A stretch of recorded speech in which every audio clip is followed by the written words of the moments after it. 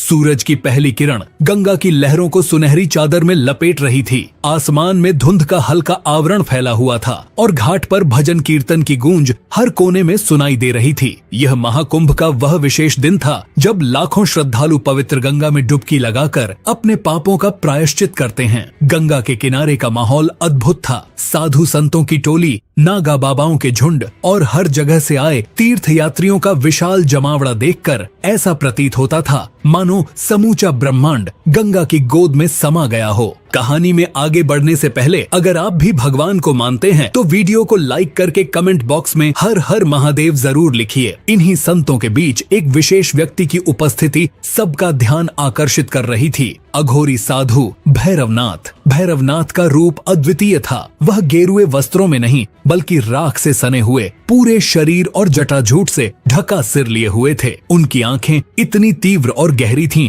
कि मानो वह हर किसी के मन की गहराई को पढ़ सकती हों। गले में नरमुंड की माला और हाथ में त्रिशूल उन्हें और भी रहस्यमयी बनाते थे। भीड़ उनके चारों ओर इकट्ठी थी। कुछ लोग उनके चरण छू रहे थे तो कुछ डर से उनके करीब जाने की हिम्मत नहीं कर पा रहे थे। साधु ने धीरे धीरे गंगा की ओर कदम बढ़ाए। उनकी हर हरकत में एक अलौकिक शांति थी। उन्होंने गंगा में स्नान के लिए प्रवेश किया और जैसे ही पानी में डुबकी लगाई ऐसा लगा मानो गंगा की लहरें खुद उन्हें स्वीकार कर रही हों। उनके चारों ओर इकट्ठा हुए लोग हर हर महादेव का जय घोष करने लगे। इसी बीच अचानक पुलिस का एक बड़ा दल घाट पर पहुंचा। सिपाहियों की वर्दी और उनकी गाड़ियों के शोर ने माहौल को गंभीर बना दिया। भीड़ ने पीछे हटना शुरू कर दिया लेकिन भैरवनाथ वहीं शांत खड़े रहे जैसे इस सब का उन्हें पहले से आभास हो। पुलिस इंस्पेक्टर ने भीड़ की ओर देखते हुए आवाज लगाई, यह अघोरी साधु लोगों को ठग रहा है, इसे तुरंत गिरफ्तार किया जाएगा। भीड़ में हलचल मच गई। कुछ लोग विरोध करने लगे तो कुछ कानाफूसी करते हुए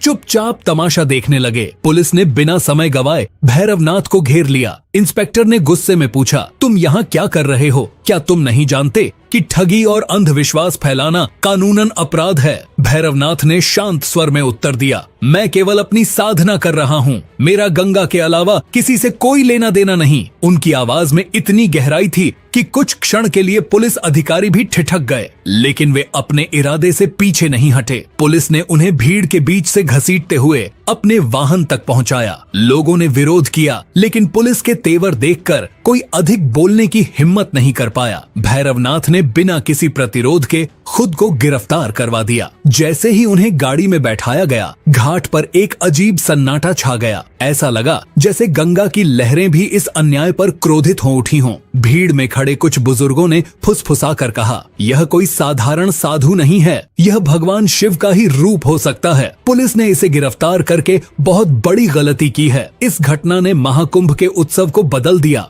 घाट पर मौजूद लोगों के मन में कई सवाल उठने लगे। कौन था यह साधु? क्या सचमुच उसने ठगी की थी या वह किसी गहरे रहस्य का वाहक था? गाड़ी जब साधु को लेकर चली गई तो उनके पीछे पीछे गंगा की लहरें जैसे कुछ कहने की कोशिश कर रही थीं। पुलिस की गाड़ी महाकुंभ के कोलाहल से दूर होती चली गई। गाड़ी में सन्नाटा पसरा हुआ था। अघोरी भैरवनाथ गहरी शांति के साथ बैठे थे। उनकी आंखें बंद थीं, मानो वे इस संसार से परे कहीं विचरण कर रहे हों। इंस्पेक्टर राठौड़, जो अपने कठोर रवैये के लिए प्रसिद्ध थे, उन्हें घूरते हुए बोले, तुम जैसे लोग धर्म के नाम पर भोले भाले लोगों को मूर्ख बनाते हो। अब सच उगलने के लिए तैयार हो जाओ। भैरवनाथ ने अपनी आंखें खोलीं। उनकी नजरें इतनी तीक्ष्ण थीं कि राठौड़ एक पल के लिए असहज हो गए लेकिन वह अपनी भूमिका निभाने में पीछे नहीं हटे। गाड़ी जेल की ओर बढ़ रही थी और राठौड़ बार बार साधु से सवाल कर रहे थे, तुमने कितने लोगों को ठगा है? किसके कहने पर यह सब कर रहे हो? लेकिन साधु ने कोई उत्तर नहीं दिया। वह चुपचाप बैठे रहे जैसे उनके आसपास की घटनाओं का उन पर कोई असर ही नहीं हो रहा था। यह चुप्पी इंस्पेक्टर के लिए और भी असहनीय हो रही थी। इंस्पेक्टर के दिमाग में महाकुंभ में घटी घटनाओं की तस्वीरें घूमने लगीं। सुबह ही उन्हें सूचना मिली थी कि एक अघोरी साधु लोगों को ठग रहा है। कई तीर्थयात्रियों ने शिकायत की थी कि भैरवनाथ नामक यह साधु पूजा पाठ और गंगा स्नान के नाम पर लोगों से धन और गहने ले रहा है। कुछ महिलाओं ने आरोप लगाया था कि उन्होंने अपने बच्चों के इलाज के लिए इस साधु को बड़ी रकम दी, लेकिन बदले में केवल राख और माला थमा दी गई। एक व्यक्ति ने यह भी दावा किया था कि साधु ने उसे अमीर बनाने का झांसा देकर उसकी संपत्ति हड़पने की कोशिश की। इन सब शिकायतों के आधार पर पुलिस ने तुरंत कार्रवाई की और साधु को गिरफ्तार करने घाट पर पहुंची। साधु को मुख्य काल कोठरी में डाल दिया गया, जहां अंधेरा और सर्द था। लोहे की मोटी सलाखें और दीवारों पर जमी काई उस जगह की दुर्दशा बयान कर रही थीं। साधु ने कोठरी के भीतर प्रवेश करते ही अपनी आंखें बंद कर लीं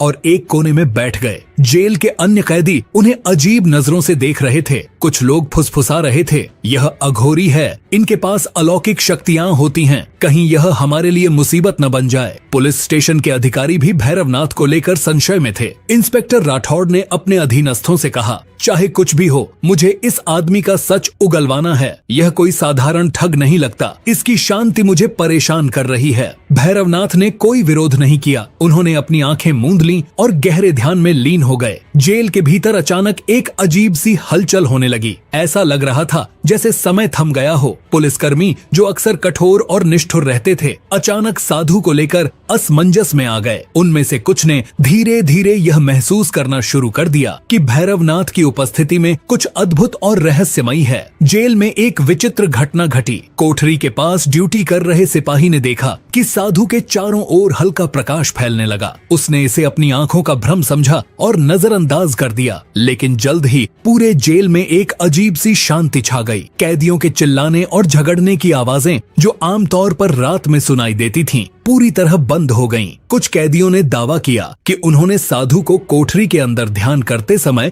हवा में तैरते हुए देखा। पुलिस अधिकारी इस पर यकीन नहीं कर सके, लेकिन वे भी कुछ असामान्य अनुभव कर रहे थे। महाकुंभ में साधु की गिरफ्तारी के बाद यह खबर तेजी से फैल गई। लोग अब पुलिस के इस कदम पर सवाल उठाने लगे थे। कई श्रद्धालु मानते थे कि भैरवनाथ ठग नहीं हो सकते, उन्होंने हमसे कुछ भी नहीं मांगा। एक महिला ने मीडिया को बताया, वह तो केवल भगवान शिव के नाम का जाप कर रहे थे, अगर वह ठग होते तो उनके पास बड़ी दौलत होती। दूसरी ओर कुछ लोग पुलिस की कार्रवाई का समर्थन कर रहे थे, अगर वह निर्दोष हैं तो यह साबित होगा। एक आदमी ने कहा। जेल में भैरवनाथ के शांत और स्थिर व्यवहार ने इंस्पेक्टर राठौड़ के मन में गहरी जिज्ञासा पैदा कर दी। वह अब सोचने लगा कि कहीं वह गलत तो नहीं है। अगर यह आदमी वास्तव में ठग है तो यह इतनी शांति से कैसे रह सकता है। उन्होंने अपने एक सहकर्मी से कहा, यह इंसान दूसरों से अलग है, हमें इसके बारे में और गहराई से पता लगाना होगा। जेल की काल कोठरी अंधकार और सन्नाटे से भरी हुई थी। वहाँ की दीवारें, जिन पर समय और नमी ने अपनी छाप छोड़ दी थी, ठंड और वीरानगी का अनुभव कराती थीं। भैरवनाथ को यहाँ बंद करने का निर्णय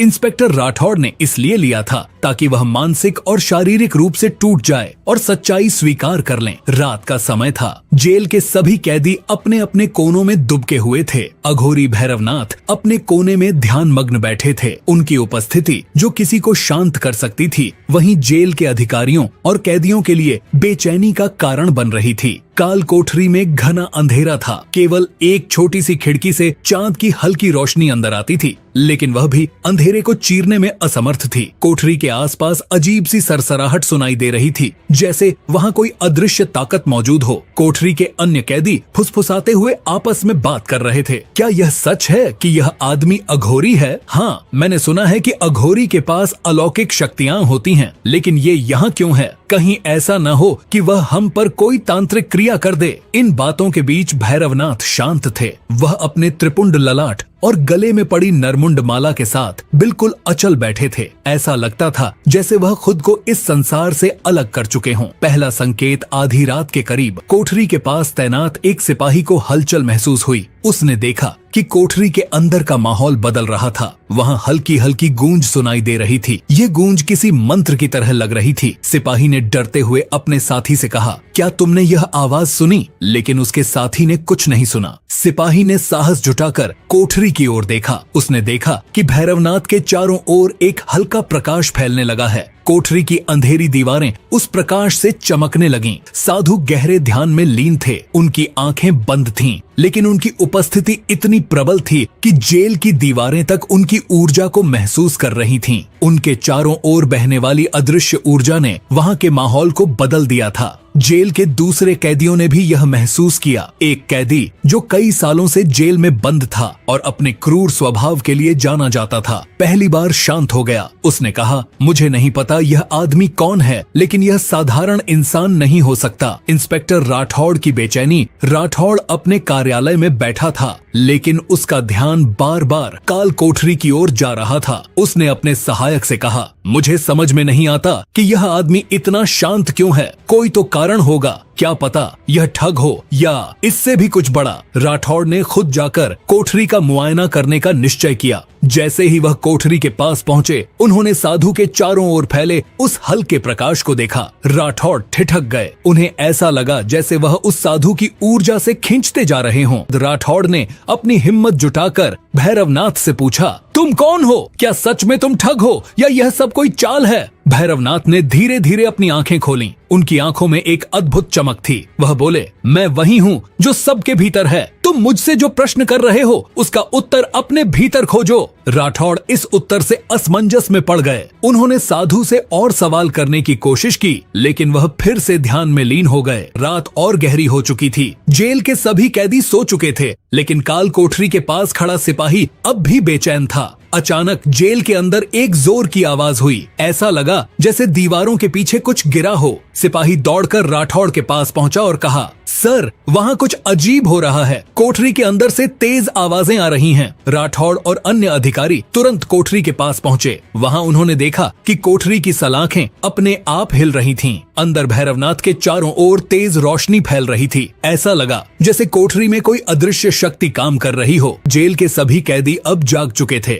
वे भयभीत होकर कोठरी की ओर देख रहे थे। कुछ कैदी जो साधु के बारे में नकारात्मक सोचते थे, अब उनके चरणों में गिरने को तैयार थे। यह कोई साधारण इंसान नहीं है, एक कैदी ने कहा। क्या यह भगवान शिव का अवतार है? दूसरे ने पूछा। रात का गहराता अंधकार जेल पर छा गया था। सन्नाटा इतना गहरा था कि केवल हवा की सरसराहट और दूर कहीं जलती लालटेन की मध्यम टिमटिमाहट दिखाई दे रही थी। लेकिन जेल के अंदर, विशेष रूप से काल कोठरी के पास, माहौल असामान्य था। अघोरी भैरवनाथ ध्यान में लीन थे। उनके चारों ओर एक अदृश्य शक्ति का प्रवाह महसूस किया जा सकता था। जेल के अन्य कैदी और सिपाही जो अब तक साधारण इंसान की तरह व्यवहार कर रहे थे, इस स्थिति को देखकर विचलित हो रहे थे। काल कोठरी में पहला बड़ा चमत्कार। आधी रात बीत चुकी थी। जेल के सभी कर्मचारी और कैदी सोने का प्रयास कर रहे थे, लेकिन कोठरी के पास खड़ा सिपाही रह रहकर बेचैन महसूस कर रहा था। उसने देखा कि कोठरी के अंदर से हल्की रोशनी फैल रही थी। यह रोशनी पहले पीली थी, फिर धीरे धीरे सुनहरी और फिर सफेद हो गई। सिपाही ने सहमे हुए इंस्पेक्टर राठौड़ को बुलाने का फैसला किया। सर, आप जल्दी आइए, कोठरी में कुछ अजीब हो रहा है। राठौड़, जो पहले से ही अघोरी की उपस्थिति को लेकर विचलित थे, तुरंत अपनी कुर्सी छोड़कर वहां पहुंचे। कोठरी के पास पहुंचते ही राठौड़ ने देखा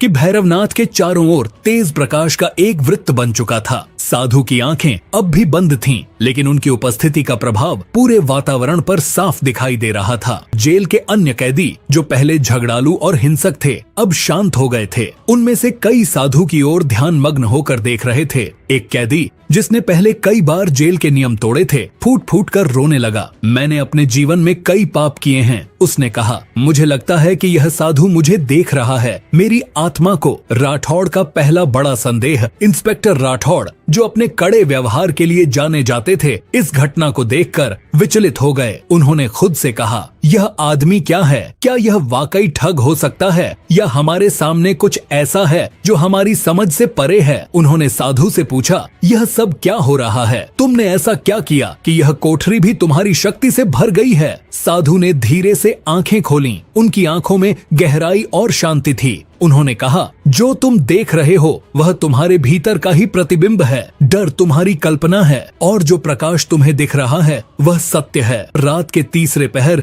एक असाधारण घटना घटी। कोठरी का भारी लोहे का दरवाजा, जिसे कई ताले लगाकर बंद किया गया था, अचानक जोर की आवाज के साथ खुल गया। यह देख सभी सिपाही और कैदी हक्के बक्के रह गए। यह कैसे हुआ? राठौड़ ने गुस्से और डर के मिश्रण में चिल्लाते हुए कहा। साधु अपनी जगह शांत बैठे रहे। उन्होंने कोई हरकत नहीं की। उन्होंने कहा, जो बंद है वह खोला जा सकता है और जो खोला गया है वह केवल सत्य का मार्ग दिखाने के लिए है। साधु के शब्दों के साथ ही जेल के भीतर एक अजीब सा दिव्य वातावरण बन गया। ऐसा महसूस हो रहा था जैसे जेल अब केवल पत्थरों और लोहे की इमारत नहीं बल्कि किसी तीर्थ स्थान में बदल गई हो। जेल में मौजूद कैदियों और सिपाहियों ने महसूस किया कि उनकी परेशानियां, गुस्सा और भय सब धीरे धीरे शांत हो रहे हैं। एक कैदी जो वर्षों से बीमारी से पीड़ित था, उसने कहा, मेरे सीने का दर्द अचानक गायब हो गया। यह कैसे हो सकता है? साधु ने अपनी शांत लेकिन गहरी आवाज में कहा, यह संसार ऊर्जा का केंद्र है। जब तुम इस ऊर्जा को समझते हो तो सब कुछ स्पष्ट हो जाता है। मेरी उपस्थिति यहाँ कोई दुर्घटना नहीं है। मैं यहाँ तुम्हारे भीतर की उस शक्ति को जगाने आया हूँ जिसे तुमने अनदेखा कर दिया है। राठौड़, जो अब तक साधु को केवल एक ठग मानते थे, इस घटना के बाद चुप हो गए। उन्होंने पहली बार महसूस किया कि यह साधु साधारण नहीं है। जेल का माहौल अब पूरी तरह बदल चुका था। हर कोई अगली रात की प्रतीक्षा करने लगा। सिपाही जो पहले साधु को लेकर शंकित थे, अब उनके करीब जाने से डरने लगे थे। कैदी जो पहले उनका मजाक उड़ाते थे,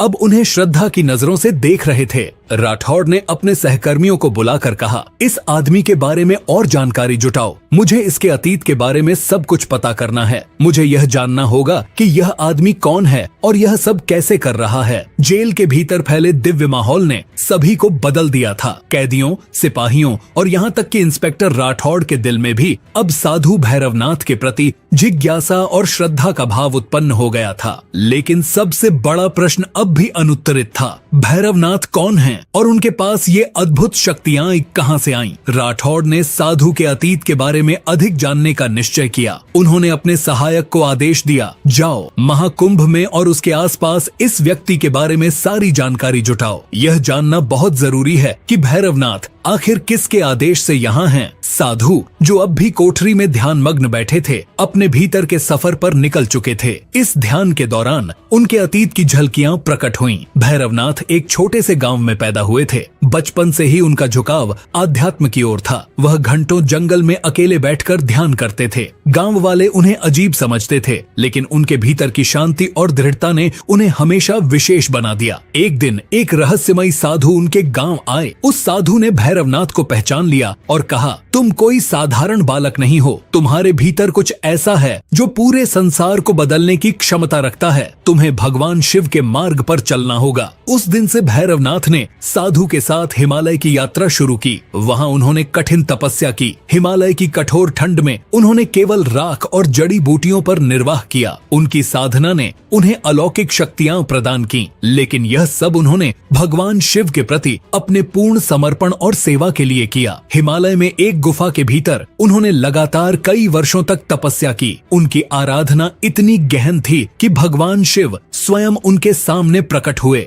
भैरवनाथ, भगवान शिव ने कहा, तुमने जो साधना की है वह केवल तुम्हारे लिए नहीं है, यह संसार की भलाई के लिए है। तुम मेरे मार्गदर्शक बनोगे और उन लोगों को रास्ता दिखाओगे जो अंधकार में भटक रहे हैं। लेकिन याद रखना, यह मार्ग कठिन होगा। भगवान शिव ने उन्हें कई शक्तियां प्रदान की और एक वरदान दिया, जब भी भैरवनाथ को मानवता के कल्याण के लिए उनकी आवश्यकता होगी, शिव स्वयं उनके साथ होंगे। भैरवनाथ के अतीत का यह अद्भुत रहस्य धीरे धीरे राठौड़ और अन्य जेल कर्मचारियों के समक्ष खुलने लगा। राठौड़ के सहायक ने महाकुंभ में साधु के बारे में छानबीन की और पता लगाया कि भैरवनाथ पिछले 10 वर्षों से महाकुंभ के हर आयोजन में उपस्थित होते हैं, लेकिन उन्होंने कभी किसी से कुछ नहीं मांगा। लोग कहते हैं कि वह केवल शिव की पूजा करते हैं और उन लोगों की मदद करते हैं जो सच्चे दिल से उनके पास आते हैं। सहायक ने कहा, उन पर ठगी का आरोप लगाने वाली महिलाएं खुद अब यह मानने लगी हैं कि उन्होंने कोई अपराध नहीं किया। शायद हमने गलती की है। उस रात जेल में एक और रहस्यमयी घटना घटी। साधु भैरवनाथ ध्यान में बैठे थे और अचानक जेल के अंदर एक दिव्य सुगंध फैल गई। कैदियों और सिपाहियों को ऐसा लगा जैसे वे किसी तीर्थ स्थल पर पहुंच गए हों। राठौड़ ने देखा कि भैरवनाथ के चारों ओर एक अद्भुत प्रकाश फैल गया है। उन्हें भगवान शिव की छवि दिखाई दी जो साधु के पीछे खड़ी थी। यह दर्शन क्षणिक था, लेकिन इतना प्रभावशाली था कि राठौड़ अब पूरी तरह समझ चुके थे कि भैरवनाथ साधारण इंसान नहीं है। अगली सुबह इंस्पेक्टर राठौड़ ने भैरवनाथ के सामने जाकर कहा, मैंने जीवन भर नियमों और कानूनों का पालन किया है। मैंने हमेशा यही माना है कि दुनिया में अच्छाई और बुराई के बीच केवल कानून की रेखा खींची जा सकती है, लेकिन आप मुझे एक नई सच्चाई दिखा रहे हैं। क्या आप मुझे बता सकते हैं कि आप यहाँ क्यों आए हैं? भैरवनाथ ने गहरी सांस ली और बोले, मैं यहाँ इसलिए आया हूँ क्योंकि यह मेरे मार्ग का हिस्सा है। मैं यहाँ किसी के आदेश पर नहीं बल्कि अपने कर्तव्य के लिए आया हूँ। भगवान शिव ने मुझे यह शक्ति इसलिए दी है ताकि मैं उन लोगों को राह दिखा सकूं जो अंधकार में खो चुके हैं। तुम भी इस सत्य को स्वीकारो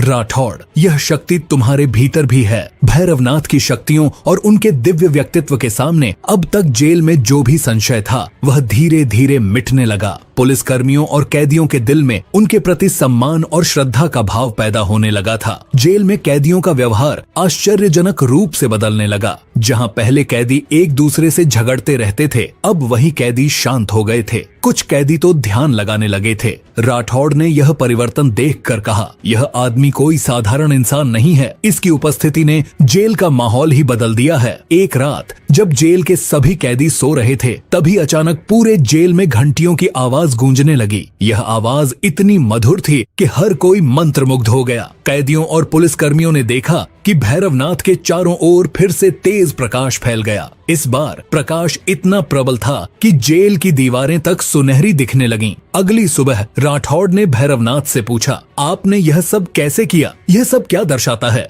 भैरवनाथ ने मुस्कुराते हुए कहा, यह केवल प्रारंभ है। हर आत्मा के भीतर यह शक्ति है। यह तुम पर निर्भर करता है कि तुम इसे कैसे जागृत करते हो। राठौड़, जो हमेशा एक कट्टर पुलिस अधिकारी थे, अब अपने भीतर बदलाव महसूस कर रहे थे। उन्हें महसूस हुआ कि वह एक बड़े सत्य के सामने खड़े हैं जिसे वह अब तक नजरअंदाज करते आए थे। भैरवनाथ की रहस्यमयी शक्तियों और जेल में हुए परिवर्तन की खबरें जेल के बाहर फैलने लगीं। कई लोग जो पहले उनके विरोधी थे अब उन्हें भगवान का रूप मानने लगे। इसी बीच एक महिला जेल पहुंची। उसकी उम्र करीब 50 वर्ष थी और उसके चेहरे पर गहरी चिंता झलक रही थी। उसने जेल अधिकारियों से कहा, मुझे भैरवनाथ से मिलना है। मुझे उनके खिलाफ गवाही देनी है, लेकिन यह गवाही सब कुछ बदल सकती है। राठौड़ ने महिला को भीतर बुलाया। उसने कहा, मेरा नाम सावित्री है। मैं वही हूँ जिसने पहले भैरवनाथ पर ठगी का आरोप लगाया था, लेकिन मैं अब सच बताना चाहती हूँ। सावित्री ने बताया कि उसके बेटे की हालत बहुत खराब थी। डॉक्टरों ने उसे जवाब दे दिया था। तब उसने भैरवनाथ से मदद मांगी थी। भैरवनाथ ने उसके बेटे को केवल भस्म दी और कहा कि उसे विश्वास रखना होगा। मेरे बेटे का इलाज किसी डॉक्टर ने नहीं बल्कि उनके दिए हुए भस्म ने किया। सावित्री ने कहा, मुझे लगा था कि यह सब उनका चमत्कार नहीं बल्कि एक संयोग था, इसलिए मैंने उन पर ठगी का आरोप लगाया। लेकिन अब मुझे समझ में आया कि यह सब भगवान शिव की कृपा थी जो उनके माध्यम से मेरे बेटे तक पहुंची। सावित्री की गवाही सुनने के बाद राठौड़ और अन्य अधिकारी हैरान रह गए। राठौड़ ने भैरवनाथ से पूछा, आपने इस बारे में पहले क्यों कुछ नहीं कहा? भैरवनाथ ने शांत स्वर में उत्तर दिया, सत्य को सिद्ध करने की आवश्यकता नहीं होती, समय पर वह स्वयं प्रकट हो जाता है। भैरवनाथ की सत्यता अब स्पष्ट हो चुकी थी, लेकिन यह अंत नहीं था। जेल से उनकी रिहाई का आदेश आ चुका था, परंतु इसके साथ ही समाज और धर्म के प्रति उनके कर्तव्यों की अग्नि परीक्षा भी शुरू होने वाली थी। जब भैरवनाथ को जेल से बाहर लाया गया तो बाहर एक विशाल भीड़ उनका इंतजार कर रही थी। कुछ उनके समर्थक थे तो कुछ आलोचक। लोगों के मन में कई सवाल थे। क्या यह साधु सचमुच दिव्य शक्तियों का धनी है या यह सब दिखावा है? जेल के बाहर एक प्रभावशाली धार्मिक नेता ने भैरवनाथ को चुनौती दी, यदि तुम सच में भगवान शिव के भक्त हो और उनकी कृपा तुम पर है तो इसे सिद्ध करो। हमारे समाज में बहुत अन्याय हो रहा है। अगर तुम्हारे पास सचमुच कोई शक्ति है तो इसे समाज के कल्याण के लिए उपयोग करो। भैरवनाथ ने शांत स्वर में कहा, शक्ति का प्रदर्शन करना उसका अपमान है, लेकिन यदि यह समाज के हित के लिए है तो मैं इस चुनौती को स्वीकार करता हूँ। पहली चुनौती के रूप में भैरवनाथ को एक गरीब गांव में ले जाया गया जहाँ एक गंभीर महामारी फैली हुई थी। गांव वालों ने उनसे मदद की गुहार लगाई। भैरवनाथ ने गांव में प्रवेश किया और अपनी साधना से जल को औषधि में परिवर्तित किया। उन्होंने इसे पीने का निर्देश दिया। कुछ ही दिनों में गांव में सुधार होने लगा। इस घटना ने भैरवनाथ के प्रति जनता की आस्था को और भी मजबूत कर दिया। लोग उन्हें अब केवल एक साधु नहीं बल्कि भगवान शिव का दूत मानने लगे। गांव में अपनी पहली परीक्षा के सफलतापूर्वक पूर्ण होने के बाद भैरवनाथ ने महाकुंभ की ओर लौटने का निश्चय किया। अब यह वापसी केवल उनके लिए नहीं थी बल्कि उन हजारों लोगों के लिए एक नई आशा का प्रतीक बन चुकी थी जो उनका अनुसरण कर रहे थे। जैसे ही भैरवनाथ महाकुंभ की ओर बढ़े, उनके पीछे पीछे चलने वाले अनुयायियों का एक विशाल कारवां बन गया। इन अनुयायियों में वे लोग थे जो उनकी चमत्कारी शक्तियों के साक्षी बने थे और वे भी जिन्होंने उनके उपदेशों से अपने जीवन में बदलाव महसूस किया था। हर हर महादेव के नारों से गूंजता यह कारवां भक्ति और श्रद्धा का एक जीवंत उदाहरण था। महाकुंभ में लौटते ही भैरवनाथ की उपस्थिति ने पूरे मेले के माहौल को बदल दिया। साधु संतों की सभा में उनका स्वागत हुआ। अनेक धर्मगुरुओं ने उन्हें आमंत्रित किया और उनके साथ संवाद किया। भैरवनाथ ने एक बड़े मंच से जनता को संबोधित किया। उन्होंने कहा, शक्ति और साधना का उपयोग केवल स्वयं की उन्नति के लिए नहीं बल्कि पूरे समाज के कल्याण के लिए होना चाहिए। यह मानवता का परम धर्म है। भगवान शिव का मार्ग भी यही सिखाता है। महाकुंभ में उनकी शिक्षाओं ने लोगों के जीवन में सकारात्मक बदलाव लाने का काम किया। भैरवनाथ ने गंगा तट पर एक विशेष अनुष्ठान किया जिसमें हजारों लोगों ने भाग लिया। यह अनुष्ठान केवल आध्यात्मिक शुद्धि के लिए नहीं बल्कि समाज को नई दिशा देने के लिए था। महाकुंभ के समापन के साथ ही भैरवनाथ ने संकेत दिया कि उनकी यात्रा अभी समाप्त नहीं हुई है। उन्होंने कहा, यह केवल आरंभ है। जब तक संसार में अज्ञान, अन्याय और पीड़ा है, तब तक मेरा कर्तव्य समाप्त नहीं होगा। मैं उन सभी स्थानों पर जाऊंगा जहां भगवान शिव की कृपा की आवश्यकता है। महाकुंभ के समापन के बाद भैरवनाथ ने अपनी यात्रा जारी रखी। अब उनके अनुयायियों का समूह इतना बड़ा हो चुका था कि इसे रोक पाना असंभव था, लेकिन उनके सामने एक आखिरी चुनौती बाकी थी। यह चुनौती केवल उनके लिए नहीं बल्कि मानवता के लिए एक परीक्षा थी। भैरवनाथ ने घोषणा की कि वह गंगा के तट पर एक अंतिम अनुष्ठान करेंगे। यह अनुष्ठान केवल एक साधारण धार्मिक क्रिया नहीं थी बल्कि इसका उद्देश्य संसार के सभी अंधकार को समाप्त करना था। गंगा के तट पर लाखों लोग इकट्ठा हुए। अनुष्ठान की शुरुआत के साथ ही वातावरण में एक गहन शांति छा गई। भैरवनाथ ने भगवान शिव का आह्वान किया और तभी आसमान में घने बादल छा गए। बिजली की गड़गड़ाहट के बीच एक दिव्य प्रकाश उनके चारों ओर फैलने लगा। अनुष्ठान के दौरान भगवान शिव ने स्वयं प्रकट होकर भैरवनाथ को आशीर्वाद दिया। उन्होंने कहा, तुमने अपनी साधना और कर्तव्य से यह सिद्ध कर दिया है कि तुम मेरे सच्चे अनुयायी हो। तुमने जो किया है वह केवल एक साधु के रूप में नहीं बल्कि मानवता के मार्गदर्शक के रूप में किया है। अब समय आ गया है कि तुम अपने असली स्वरूप को समझो। भैरवनाथ ने शिव से पूछा, भगवान, क्या मैं आपका अवतार हूँ? भगवान शिव ने मुस्कुराते हुए कहा, तुम मेरे अवतार नहीं